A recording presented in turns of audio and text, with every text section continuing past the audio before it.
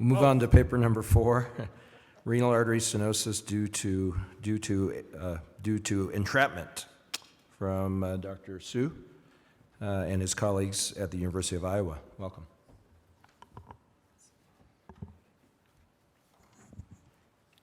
Hello, everyone. My name is Danny. I'm a vascular surgery resident from University of Iowa. I'd like to thank the selection committee for this opportunity. Title of my talk is renal artery stenosis due to entrapment. I have no disclosures.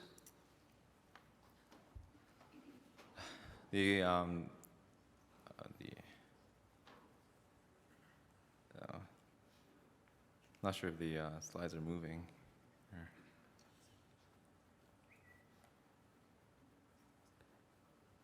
Can we check the slides?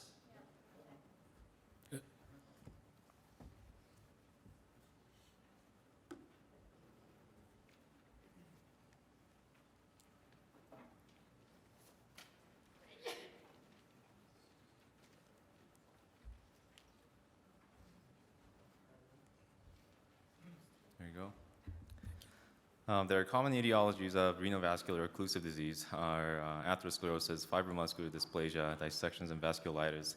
However, extrinsic compression is a rarely reported clinical phenomenon that can lead to similar clinical manifestations. We report our recent experience of 2 patients with renal artery entrapment.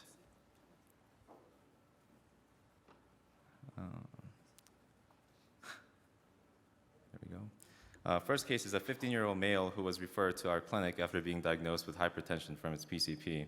He had no relevant past medical, surgical, family, or social history. At the time, his creatinine was 1.1, and his GFR was found to be diminished. Renal hilar duplex was decreased, showed decreased acceleration index on the right side, suggestive of the renal artery stenosis. CT angiogram at the time showed a focal osteal stenosis of the right renal artery and relative right kidney atrophy. Given his age and the focal nature of lesion, fibrotic lesion was suspected and decision was made to proceed with angioplasty. This is the CT angiogram showing the stenosis here.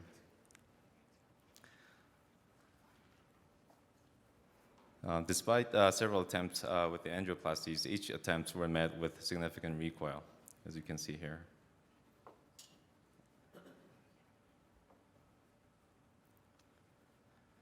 On secondary review, again showing the right renal artery that was higher than the SMA and just below the celiac, it was also noted that the right diaphragmatic crus was significantly hypertrophied, and it was also extending low to the level of L4. Given these findings, possibility of external compression was needed to be explored. Again, a different angle showing the extension of the crus here. At baseline, a dynamic renal artery duplex had showed a low acceleration index with a tardus parvis waveform, but it was further worsened with deep expiration, as shown here to the right with blunting of the waveform. Therefore, decision was made to proceed with an open decompression, incision through a midline incision, and a Coker maneuver was performed to expose the arteries. Right renal artery was non-fibrotic and normal in caliber, and there were extensive network of crus tissue encasing the right renal artery, and there was abundant crura that was also overlaying the SMA as well. They were all divided circumferentially and resected, and case was uncomplicated. Post-op course was uneventful, and patient was discharged on post-op day 3. At 2-month follow-up, a renal artery Doppler was performed, and it showed a normal flow without any dynamic changes. At 9-month follow-up, patient was found to be normotensive and had discontinued his antihypertensive medications. His creatinine and GFR also had showed improvement compared to preoperative measurement as well. Our second case is a 44-year-old male who was referred to our clinic with episodes of back pain associated with recurrent renal infarcts despite being on therapeutic anticoagulation.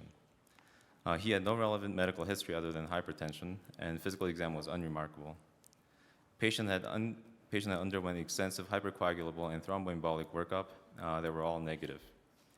Review of CTA did not show any area of focal stenosis, but showed a flattened appearance of proximal right renal artery trunk in the setting of prominent right diaphragmatic cruise. Here, this is a orthogonal view showing that the right renal artery is saddled by the right-sided cruise.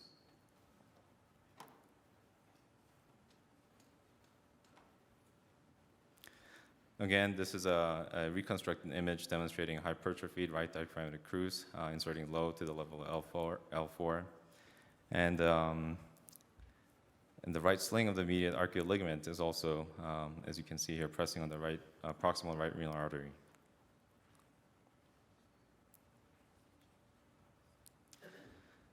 Additional workup included dynamic renal duplex. Even though these numbers are normal, our suspicion from CT scan was high enough that we decided to further evaluate this with an angiogram, which showed high-grade proximal stenosis on deep expiration that resolved with inspiration. At this time, aorta to right renal artery systolic pressure gradient was also measured, which showed 50 millimeters of mercury that was decreased with expiration. Again, patient was proceeded to open decompression with the same technique. Coker maneuver was performed.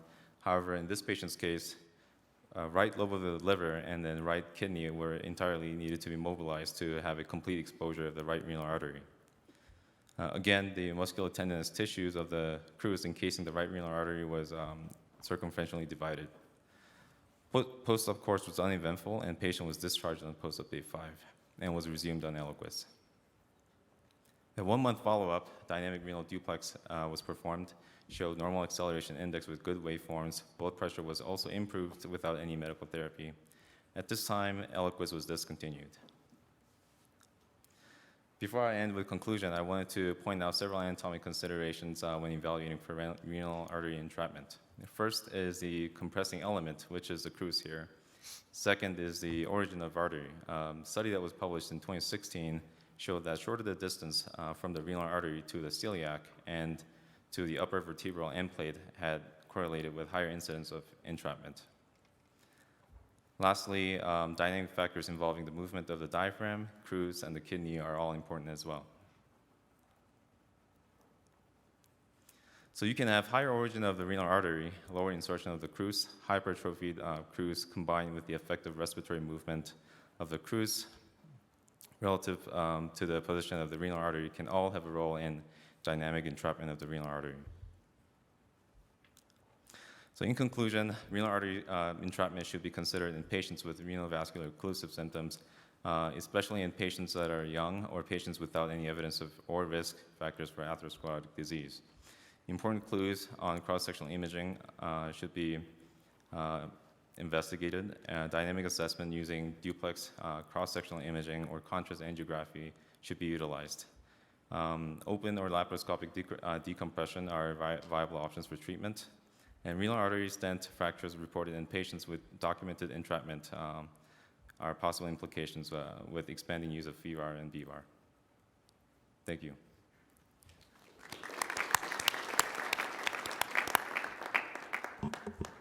Okay, thanks, Danny. This paper is open for discussion.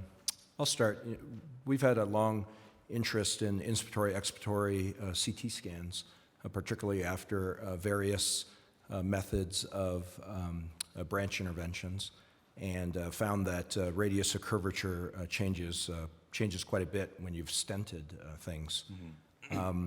I think that you're sort of correct in the diaphragm and crura probably compressing on this area, but the question I've often wondered is how much of this is normal anatomy, that if we had a series of people that we did inspiratory, expiratory films on that had no symptoms, that there would be some amount of renal artery entrapment in all of us. And did you find in your literature search any suggestion of that anatomically of people that never had any symptoms?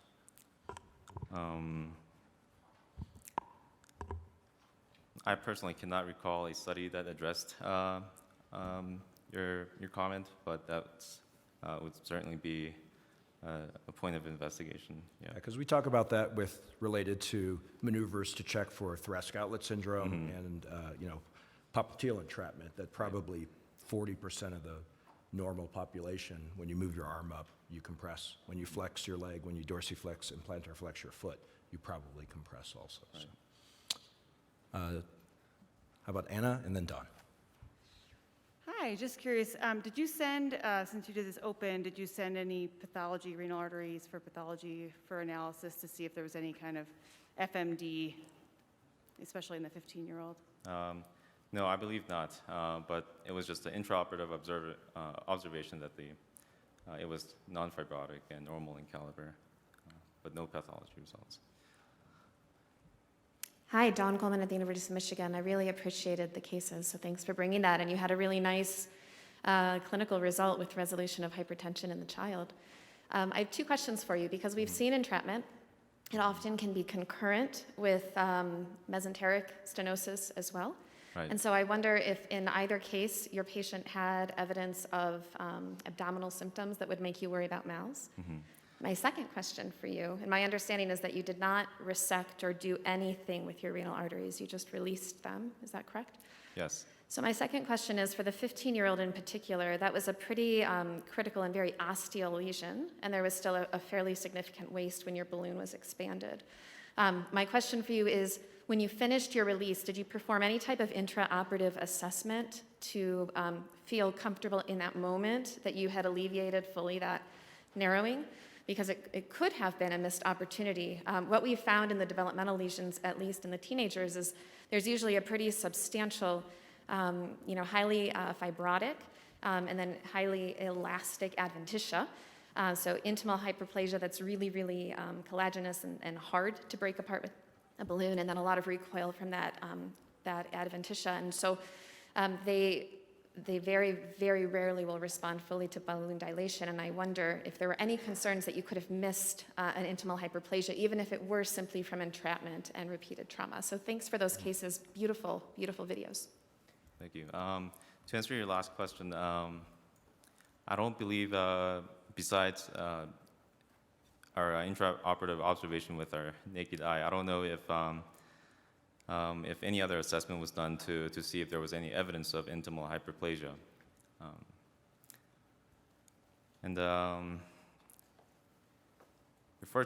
What was the first question again? Abdominals. Oh, yeah. So for two of those patients, there was some evidence of stenosis from either the portion of the crus or the medial arcuate ligament, but neither of them had any symptoms of mesenteric ischemia. Thank you. Great, thank you. Very much. Okay.